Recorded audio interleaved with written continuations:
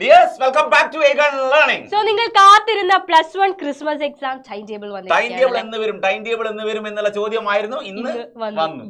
അപ്പൊ ആദ്യം science സ്ട്രീമിന്റെ time table ആണ് നോക്കുന്നത്. 9-ാം തീയതിയാണ് ക്ലാസ്സുകൾ എക്സാം ആരംഭിക്കുന്നത്. 12-ാം തീയതി എക്സ്പെക്ട് ചെയ്തത്, പക്ഷേ കുറച്ചുകൂടി നേരത്തെ സംഭവം നമ്മൾ പറഞ്ഞിരുന്നു 9-ാം തീയതി മുതൽ 19-ാം തീയതി വരെ ആയിരിക്കും, 20-ാം തീയതി ക്ലോസ് ചെയ്യും. യെസ്, അപ്പൊ ആദ്യം മൺഡേ ആണ്, സെക്കൻഡ് ലാംഗ്വേജ് ആണ് ആദ്യം, അല്ലെ?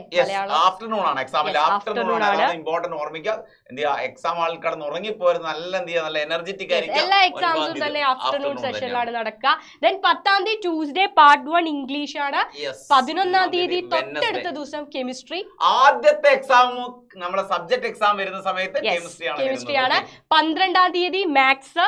അത് കഴിഞ്ഞ് ഒരു ഗ്യാപ്പ് ഇടുന്നുണ്ട്. അപ്പൊ കെമിസ്ട്രിക്കും മാത്സിനും നിങ്ങൾക്ക് യാതൊരു ഗ്യാപ്പും ഇല്ല, അത് മനസ്സിലാക്കണം. അപ്പൊ ഏറ്റവും കൂടുതൽ ഫോക്കസ് ചെയ്യേണ്ടത് ഈ രണ്ട് സബ്ജക്റ്റുകളാണ്. അതായത് മാത്സ് നിങ്ങൾക്ക് അറിയാലോ, കമ്പാരിറ്റീവ്ലി കൂടുതൽ. കെമിസ്ട്രി പിന്നും നിങ്ങൾക്ക് അത്രയൊന്നും പഠിക്കാനില്ല, പക്ഷെ മാത്സ് കുറച്ച് കൂടുതൽ പഠിക്കാനുണ്ട്. ഇപ്പൊ പഠിച്ച അത് മാത്രമല്ല, +2 കഴിഞ്ഞ വർഷത്തെ +2കാർക്ക്, അതായത് കഴിഞ്ഞ വർഷം +1 ഉണ്ടായിരുന്ന കുട്ടികൾക്ക് ഏറ്റവും ടഫ് ആയിരുന്നത് മാത്സ് തന്നെയാണ്. അപ്പൊ NCERT ഓറിയന്റ് ചെയ്ത് പഠിക്കുക. 17-ാം തീയതി ട്യൂസ്ഡേ കമ്പ്യൂട്ടർ സയൻസുകാർക്ക് ഏറ്റവും രസം വെച്ചാൽ ബയോളജിക്കാർക്ക് വീണ്ടും ദിവസം കിട്ടി എന്നുള്ളതാണ്. 12 കഴിഞ്ഞ് 13, 14, 15, 16, 17, 18-ാം തീയതിയാണ് അവർക്ക് ഫിസിക്സിന്റെ എക്സാം വരുന്നത്. ബയോ സയൻസുകാർക്ക് 19-ാം തീയതി ബയോളജിയുടെ എക്സാം. ഒരു സ്ക്രീൻഷോട്ട് എടുത്തു. ഫിസിക്സും ബയോളജിയും ഭയങ്കര സേഫ് ആണ്. നിങ്ങൾ സ്ക്രീൻഷോട്ട് എടുത്തത് ഫിസിക്സും ബയോളജിയും സേഫ് ആണ്, പക്ഷേ മാത്സും കെമിസ്ട്രിയും സേഫ് അല്ല. എനിക്ക് തോന്നുന്നു ബയോ സയൻസുകാർക്ക് 12-ന് ശേഷം 18-ന് എക്സാം വരുന്നുള്ളൂ. 6 ദിവസത്തെ ഗ്യാപ്പ് കിട്ടുന്നുണ്ട്.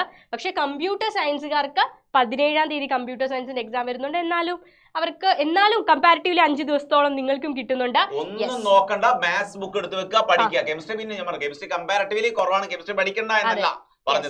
കോമൺ ആയിട്ടുള്ള ടൈം ടേബിൾ ഇതാണ്. ഇനി കൊമേഴ്സ് സ്ട്രീമുകാർക്കും ഹ്യൂമാനിറ്റീസുകാർക്കും ഒക്കെ ഒരു സ്ക്രീൻഷോട്ട് എടുത്ത് വെക്കാവുന്നതാണ്. പാർട്ട് 2 തന്നെയാണ് എല്ലാവർക്കും. ആദ്യം 9-ാം തീയതി ആഫ്റ്റർനൂണ്, 10-ാം തീയതി പാർട്ട് 1 ഇംഗ്ലീഷ് തന്നെയാണ്, 11-ാം തീയതി കെമിസ്ട്രി, ഹിസ്റ്ററി, പിന്നെ ബിസിനസ് സ്റ്റഡീസ് ഉണ്ട്, കമ്മ്യൂണിക്കേറ്റീവ് ഇംഗ്ലീഷ് ഉണ്ട്. നിങ്ങൾ ഈ സ്ക്രീൻഷോട്ട് എടുത്ത് വെക്കുക.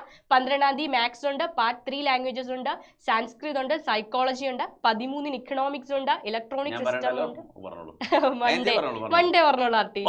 ജോഗ്രഫി ഉണ്ട്, മ്യൂസിക് ഉണ്ട്, സോഷ്യൽ വർക്ക് ഉണ്ട്, ജിയോളജിന്റെ അക്കൗണ്ടൻസി ഉണ്ട്.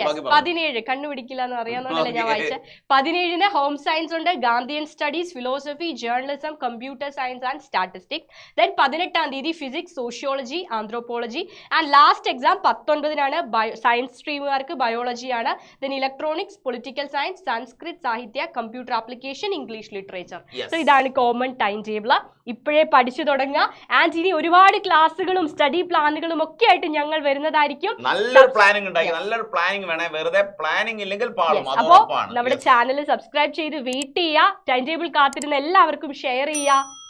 സബ്സ്ക്രൈബ് ചെയ്ത് ക്ലാസ്സുകൾ ഒരുപാട് കിട്ടാനുണ്ട്. All the best. ബൈ.